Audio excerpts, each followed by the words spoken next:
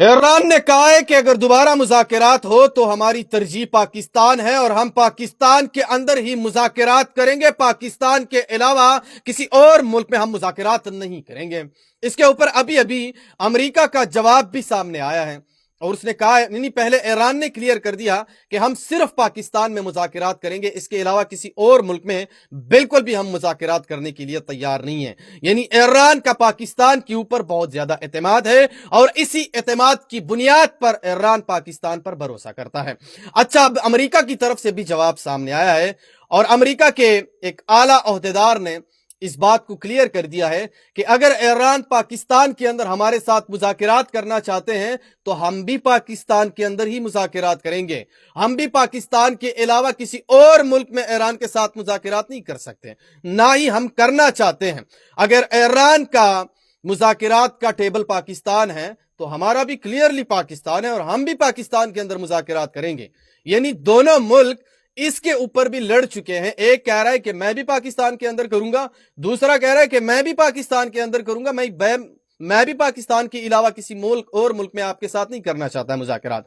बहरहाल एक बार फिर से पूरी दुनिया की नजरें पाकिस्तान के ऊपर है और एक बार फिर से बहुत बड़ी जंग का जो मुज़ाकराती टेबल है वो एक बार फिर से पाकिस्तान की सरजमीन पर लगने वाला है और इस बार कबल अज़ वक्त इम्कान जाहिर किया जा रहा है कि इस वक्त मुज़ाकरात जो है वो कामयाब भी शायद हो सकते हैं। अमेरिका की तरफ से तो यह क्लियर नहीं किया गया है कि कौन कौन से लोग आ रहे हैं, बल्कि ट्रंप ने कहा था कि शायद मैं भी चला जाऊं इस बार पाकिस्तान, क्योंकि मुज़ाकरात जो है वो मुस्बत जारी है और इसके अंदर पाकिस्तान का जो फील्ड मार्शल है आसिम मुनीर, वो इस वक्त बहुत ज्यादा अच्छा किरदार अदा कर रहे हैं और शायद मुझे भी पाकिस्तान जाना पड़े क्योंकि वहां पे अच्छे मुज़ाकरात चल रहे हैं। अब देखना यह है कि पाकिस्तान एक बार फिर से तीसरी आलमी जंग को खत्म करने के लिए दूसरा टेबल अपनी सरजमीन पर लगाने वाला है।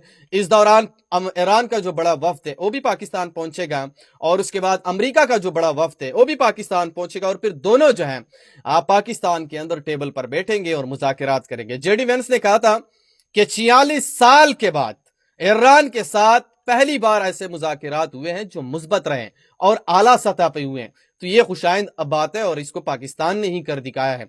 यानी उसने पाकिस्तान का शुक्रिया भी अदा किया है। ईरान के साथ 46 साल से इसी तरीके से आला सतह पर अमेरिका और ईरान के मुज़ाकरात नहीं हुए थे और ये पहली बार हुए हैं, तो इसको ही पाकिस्तान ने ही मुमकिन करके दिखाया है और पाकिस्तान ने ही कराया है।